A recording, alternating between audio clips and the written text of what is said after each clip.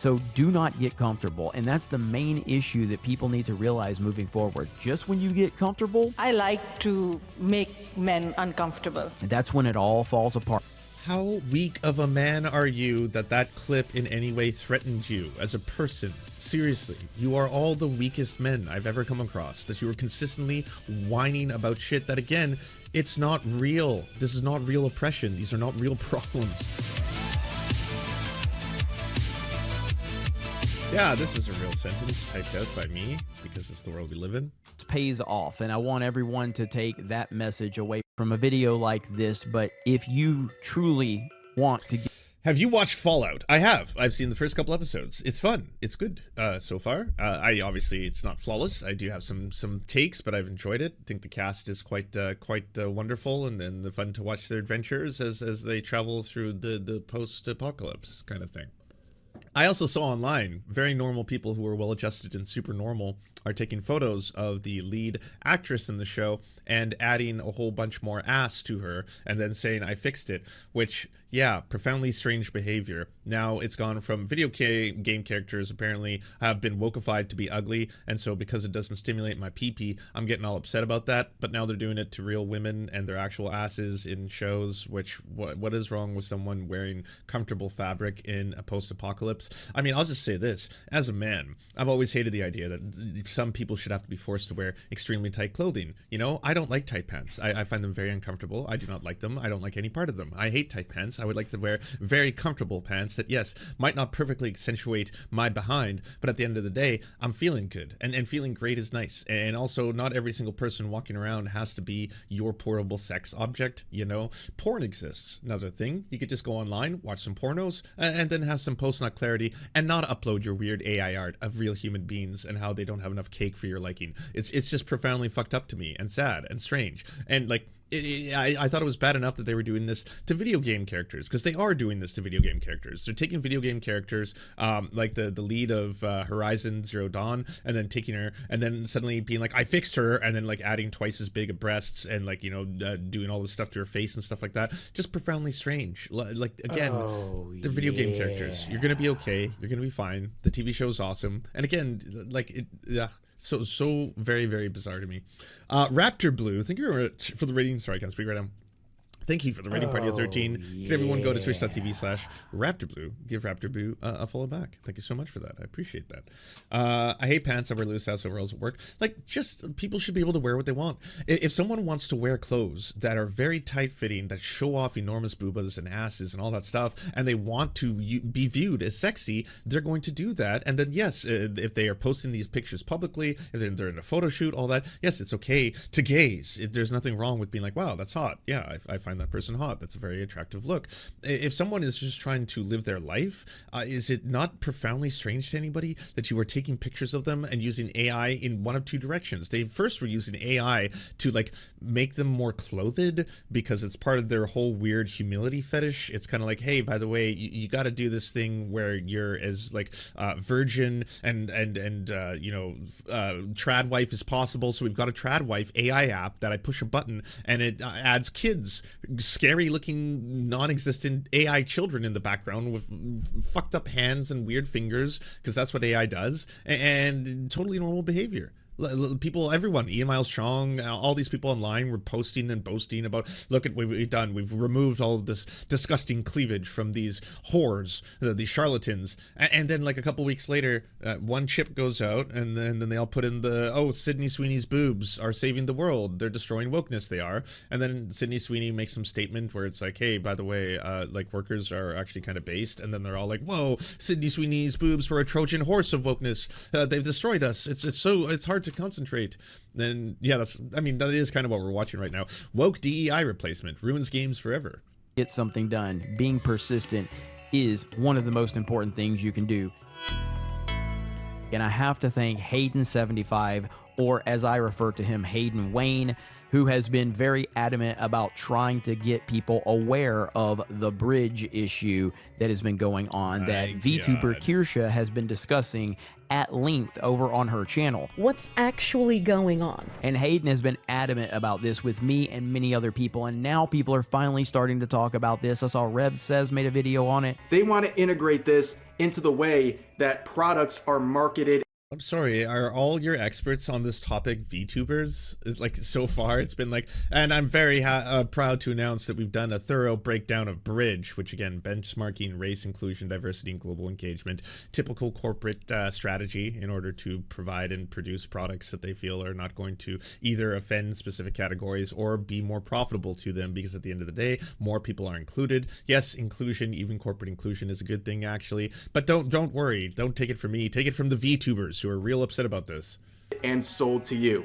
I recently spoke with Kirsha. Kirsha reached out to me and we talked in DMs, and we're going to talk a little more, and I'm going to set up a date and a time where we can get Kirsha on Geeks and Gamers to discuss this issue. I've been diving into Bridge and how it's the next step in DEI transformation, more than just a rebrand. It's going to be the way that companies operate, unless people with further reach than me start speaking out about it. Because I think it's very, very important. Fash VTubers, oh, it's a whole thing. But like, ultimately, it's just so fucked up that this is now becoming a thing. This is the next war. You're witnessing the next battleground for the entire online, let's get mad at things that don't actually destroy our lives kind of category. You know, forced or virtual oppression. Oppression simulator. They're all playing oppression simulator. Once again, this time, it's DEI, forcing woke diversity in video games and video game representation or something. Get mad. Bridge, oh, yes, corporate backing of inclusion and diversity in media. Get mad. It's happening. To talk about this, you've all heard about DEI and all of this diversity bullshit that's going on, but the Bridge... Well, I'm sure you've heard neckbeards complain about it. Not actually what DEI is supposed to do, or what DEI is supposed to do in terms of benefits towards people who are typically marginalized in society, or how it actually plays out in the reality of, do actual people who are people of color, for example, get promoted within these studios, these games, so they become top executives, are the owning class of the studios themselves that publish the games, any of that kind of stuff. It's usually just, but there's a black character in the new Alan Wake, and then you play as a black woman. That wouldn't have happened if it wasn't for DEI, Bridge, woke, CRT, cultural Marxism. Issue takes it to a whole nother level about what the plan is. It's insidious how this is becoming part of the fabric of companies, and how little people are... It's not. It has been for some time now. You may have noticed it's gone through different variations and then certainly different iterations, but corporations, especially ones that produce products for mass consumption, yeah, they have been dealing for a long time about whether or not they think that they have sufficient representation to make their products as marketable as possible, or if their products themselves are already kind of yikesy and if they should dial it back. Say if you have a sports team that is based on a really racist slur for indigenous people, is it okay for them to keep doing that? Should we change that?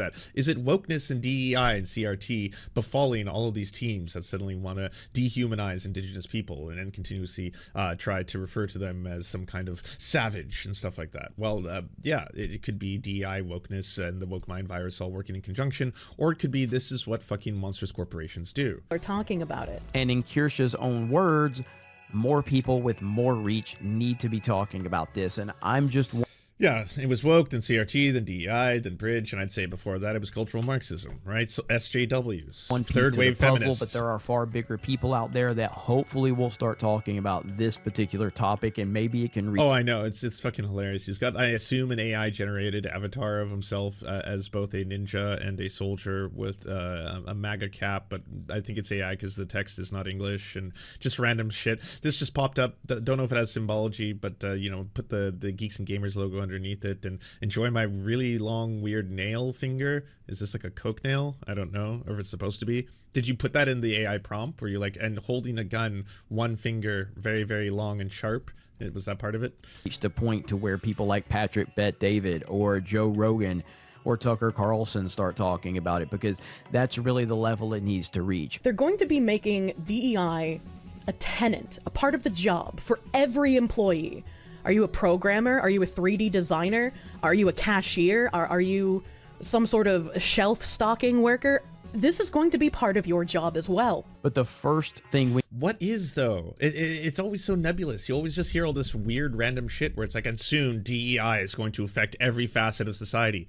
What are you talking about? What part of diversity, like inclusion, equity, like what are we doing here? I do think that there's going to be more black people working at game studios. If so, fucking awesome. That sounds great. Is there going to be more black characters in video games? Fucking awesome. That sounds great. There seems to be not a lot of that, so that would be great to see.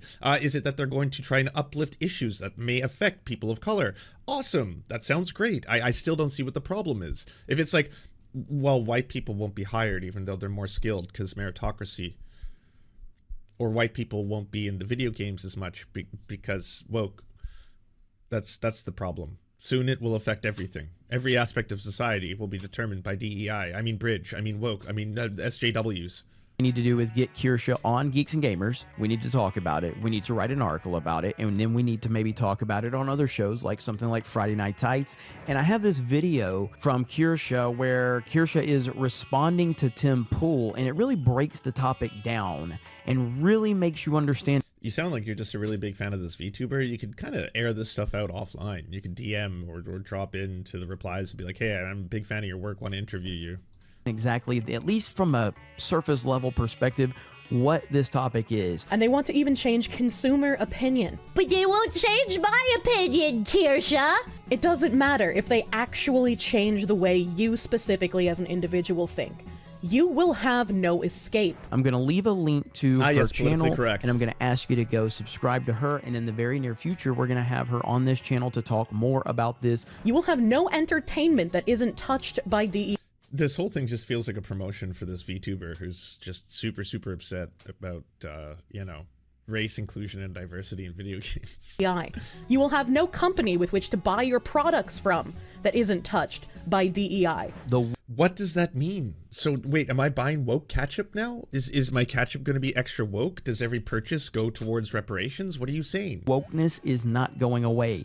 While there is a lot of momentum and there is a lot of good things that are going on, by no means can we get comfortable and get complacent. By no means, because we're talking about some very deranged people.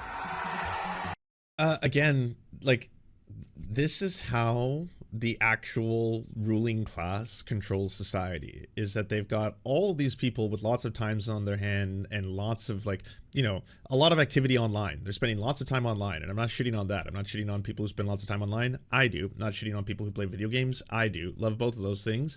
But hey, people who spend lots of time online are now getting really, really mad about things that aren't real, that don't actually affect their lives.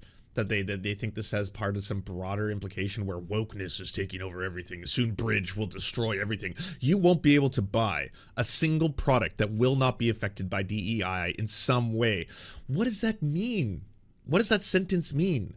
How is a hiring practice that tries to uplift people of color and marginalized communities going to affect the purchases that I'm buying in the stores in such a way that it will negatively impact my life? That when I buy things, oh, this mustard is woke. God damn it, DEI did it. That will stop at nothing to push their agenda. So do not get comfortable. And that's the main issue that people need to realize moving forward. Just when you get comfortable, I like to make men uncomfortable. that's when it all falls apart. How weak of a man are you that clip in any way threatened you as a person? Seriously, you are all the weakest men I've ever come across, that you are consistently whining about shit that, again, it's not real. This is not real oppression. These are not real problems. You sit here and it's like, oh, fucking soon DEI will take over every aspect of society. Women are saying things like they want to make men uncomfortable by putting video game characters that might make them see the world in a different way, might give them a different experience than, hey, you are man, you save world, tits are good. Do you want to play that game? Because guess what? You get a lot of options. A lot of options out there. A lot of options if you want to play the you are man, you save world, tits are fun. That exists. There's a lot of those, and there's going to be more. There's going to be a lot more of those too. So you will always have that. No one's trying to take those ones away from you. And then the fact that there are alternatives to that, it suddenly, that's the problem, right? This, I watched a movie over the weekend in theaters, and I did something wild. I watched a movie in theaters that wasn't a prequel, wasn't a sequel, it wasn't a Star Wars, it wasn't a Marvel film, wasn't a DC film, was an original action film, original concept, start to finish. Monkey Man. Man by Dave Patel, produced by Jordan Peele, was tons of fun. Awesome movie. Just a great old time. You will have an awesome time watching it. Very, very good action film. No spoilers here. Not going to spoil anything about the plot.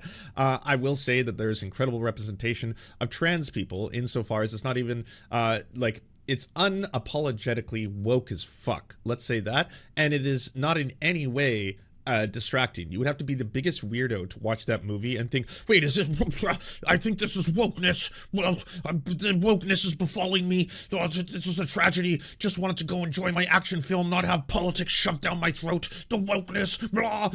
But for normal people, you could just go watch the movie. You'll have an awesome time. Guess what? Original film has a almost, there's a couple, but an almost exclusively non-white cast taking place in India, with a storyline surrounding mythology that is not Western in any way, shape, or form, that includes a lot of different groups that are not oftentimes seen by Western audiences or media, has incredible action scenes, start to finish, was a thrill ride of the highest order, and was just a damn good old time. Great old popcorn film to go enjoy in the movies, and woke as fuck, so look out. Hard on you. So don't get comfortable. Continue to share. If you don't have the means to support your favorite creator financially, just share their videos. Jordan Peele liked the movie so much he bought the rights just so it could go into theaters, which does say, like, I saw interviews with Dev Patel where he was trying to talk about how it was very difficult to even pitch this film to anybody because studios didn't want to touch it because they want, again, a sequel, a prequel, a reboot, a Star Wars, a Marvel film, a DC film. That's oh, is it any of those? No? Then why would we do this? You know, wait, take a chance on an English, mostly English-speaking Western film, but the whole thing takes place in India using mythology that is, you know, not central to any Western myth. No, I don't know if this will fly. I don't know if people will watch this. And what, the soundtrack is going to be non-Western as well? What? No, we can't have this. No original ideas. Share their content, leave comments on their videos. I'm telling you, as a content creator, you commenting on a video means the world to us. Liking a video means the world to us. I know super chats tend to take precedent when you're doing live streams. Why did your unofficial subreddit shut down? Streams and things like that. I mean, you have to acknowledge people's money. You complete me. Ha! Gay! But simply sharing. I'm sorry, what? You're trying, like, you don't have to know homo, you promoting other right-wing creators. Again, that's like, they're also soft. They're also insecure. Why, like, do you have to do that? Do you have to flex that afterwards? Just be like, no homo, bro, but you should go hit like and subscribe. Not in a gay way. Like don't like hit thumbs up, because that kind of reminds me of, like, you know, maybe like I don't know, but like no homo. Go follow like another creator who also thinks the exact same way we do. Wouldn't mind promoting them. I also want to bring on that VTuber. She's awesome. Yeah, she's incredible. This whole thing is basically just gonna be an ad for her channel, essentially. And commenting and liking and giving those creators motivation with your words carries more weight than you know. So please continue to do whatever you can to support your. Bridge was set up as a DEI monitoring system. They were responsible for seeing how well DEI was working, and after years of having DEI as hiring practices or as marketing techniques, they even agreed with what Charlemagne in your video said, and many others still say today. No one likes going to the diversity meetings. No one likes. Wow, that Charlemagne video is doing the rounds on the right just because of that. Two schools of thought on the Charlemagne video. So I was one of the people who, when I initially watched it, I was wondering why the fuck would Elon Musk share this video? Because the video essentially calls out Elon Musk, like, pretty directly, insofar as it's like a lot of the people who pretend to care about DEI, they're just racists. They're racists who found this kind of like shiny new tool to be super racist, and they basically replaced the N-word with DEI, and now they can just talk about it in a super racist way and be really racist with it, the way Elon Musk does. That's in the video. But the first half talking about how DEI doesn't actually directly benefit people of color, insofar as it doesn't actually promote them to positions of power and stuff like that, as you would hope it would in its intended purpose. But even the idea of having conversations related to workplace behavior, that can be beneficial to people who often are, you know, racialized by society. Like, people who are white might not know, and this is why, like, you know, there's so much pushback on the slightest. Like, if someone from another group is telling you, hey, There's a number of ways in which, like, you know, people who are white treat me, and it sucks sometimes. And I'm not saying this because I'm saying hashtag all white people, but I am saying that it does suck when the following things happen. There's little words that are going to be used to describe these kind of things. They could be anything from micro to macro aggressions. It's like, oh, fucking, what is this woke speak? Microaggressions, blah. But it's like, well, okay, fine. If you grew up your whole life in America as a white person, most likely you didn't have the same lived experience as someone who grew up in America as a black person. That's not to say every single black person has had negative police encounters or has had all these experiences, but on average, there are going to be more people who have been, again, when they are being racialized by society, who experience this than, say, white people who experience these kind of things. And now in the workplace, just want to let you know, it does make your fellow co-workers uncomfortable if you suddenly start acting in such a way in which you think you're doing the right thing, you think you're kind of fitting in with people who you didn't actually grow up with, and now you're working with a black person for the first time, but you're doing a lot of kind of cringe, yikesy shit. You don't think it's racist, but it is. You don't think that you're doing this, but you are. You're stereotyping, you're consistently being like, oh, well, you must be really good at basketball when you talk to your black co-workers, right? Oh, you must be really good at math when you talk to your Asian co-workers. Oh, your hair looks so cool. Can I give it a rub? Which, again, these things seem benign. They don't seem that intense, but just having a conversation about how it does kind of suck if you happen to be someone who is encountering this stuff all the time in society, to now have to deal with it at the workplace. This is a place where they work. It's where they get their paycheck. A lot of people don't have a choice about whether or not they wake up in the morning and go to a job they might hate. So when they go to that job they might hate, it would be nice if their coworkers weren't adding to the shittiness of the experience. That can be a beneficial talk. It's not here to say that white people are inherently racist. It's not here to say that white people are the most racist of all. It's not here to say that white people are the most evil people that have ever existed and white babies are actually Hitlers. None of that. None of those things. It's just, hey, could you be a little bit more aware of the world in which you live, because different people have different lived experiences. That's not necessarily a bad thing. Not going to destroy society. It's not going to cause a white genocide. It's not going to cause any of that shit. It's simply most likely going to make people know a little bit better, who haven't had a talk or had black friends growing up, or even engaged in different kinds of social circles, that maybe the shit that they're doing is shitty for other people. And again, it's not a blanket. Every single person who has ever been white has done these things. You know, it's basically just like, be aware. Having to listen to any of these, they just do it to check a box. And Bridge is making it so it's no longer just checking the box. You will be doing the work.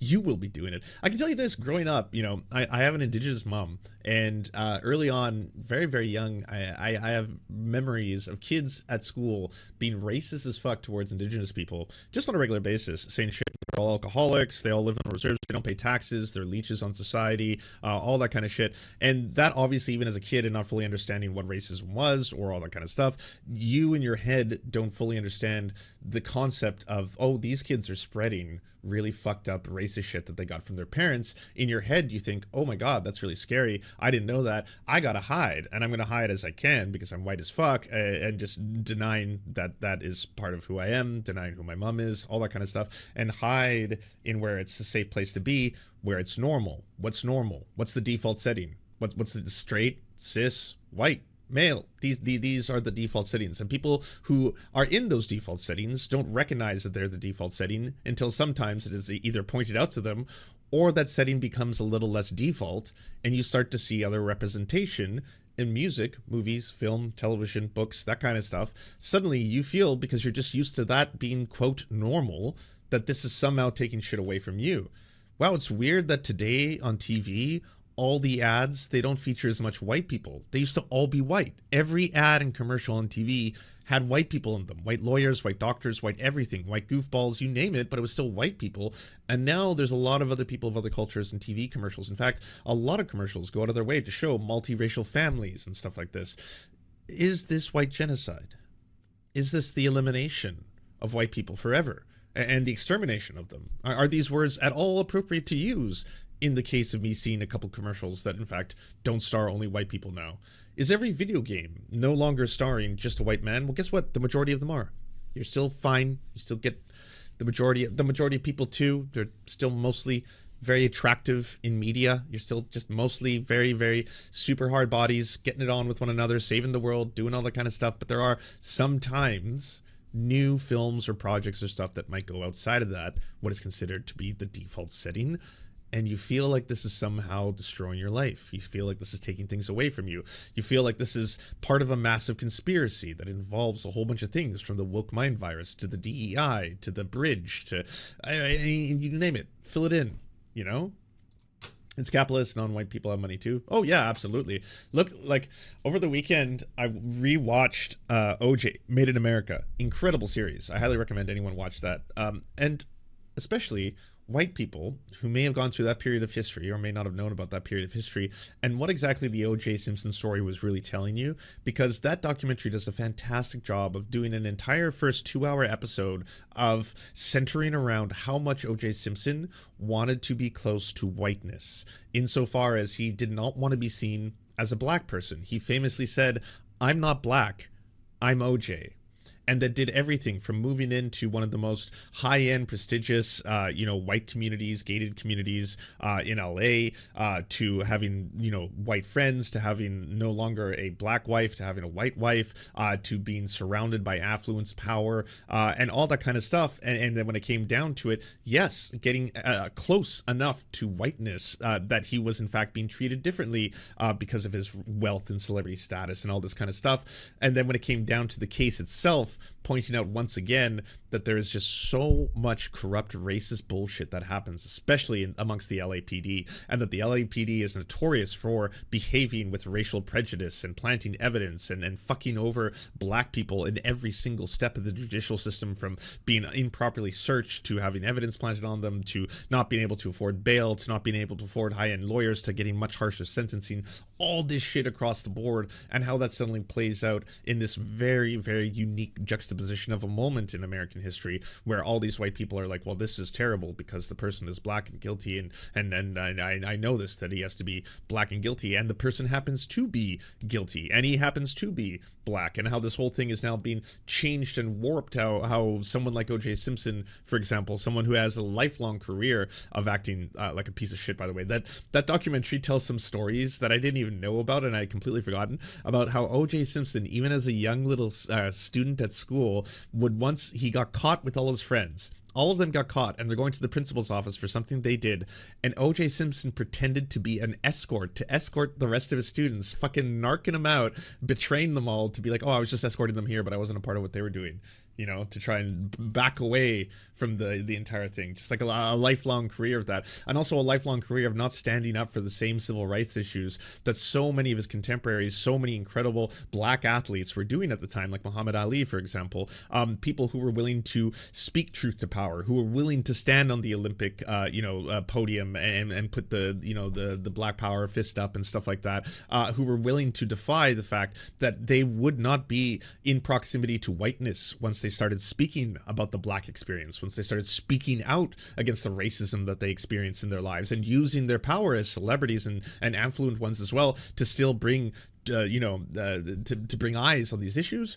And OJ was not doing that. He was asked multiple times by so many different civil rights activists and movement leaders and stuff like that, can you please join us in protesting this? Can you speak out against this? And he didn't want to be a part of any of that. He didn't want to be a part of the black civil rights movement or anything like that, because he saw himself as independent. He would always talk about in interviews how, I grew up in sports, and sports is all about how good you can achieve. It's a meritocracy. I was never treated differently because of my race. I was always uplifted for what my accomplishments could be, and that's what the society should be, and I should not be judged for the color of my skin, but the content of my character style stuff.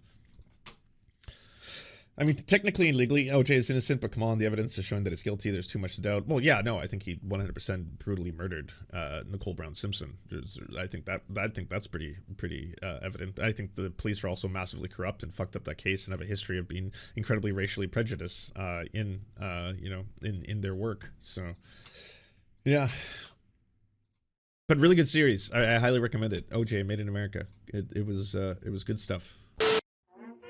Thank you so much for watching, everybody. We first want to give a shout out to everyone who makes this show possible. This program is produced thanks to the generous support of our Patreon supporters: Anna Loves Riley, Arian McCarthy, Cheryl Alvarez, Comrade Junkie, Doug Caddy, Everything Important, Hagbar Celine, Jimmy Sombrero, Multi Mondi, Omni, Peanut Butter Blondie, Political Poppy, Preston Kroll, Quite 185, Richard Bomey, Riley and Anna, Roller Dragon, Ruby, Cernicus, Stellar Gwyn, Sebastian Demmel, Travis McClinton, and Words Greenwood. As well as every other person you see on the screen right now, this show would not be possible without them. And if you want to join these wonderful people who make this entire program possible, simply go to patreon.com/theserfs and you can unlock uncensored and bonus episodes and, help us exist.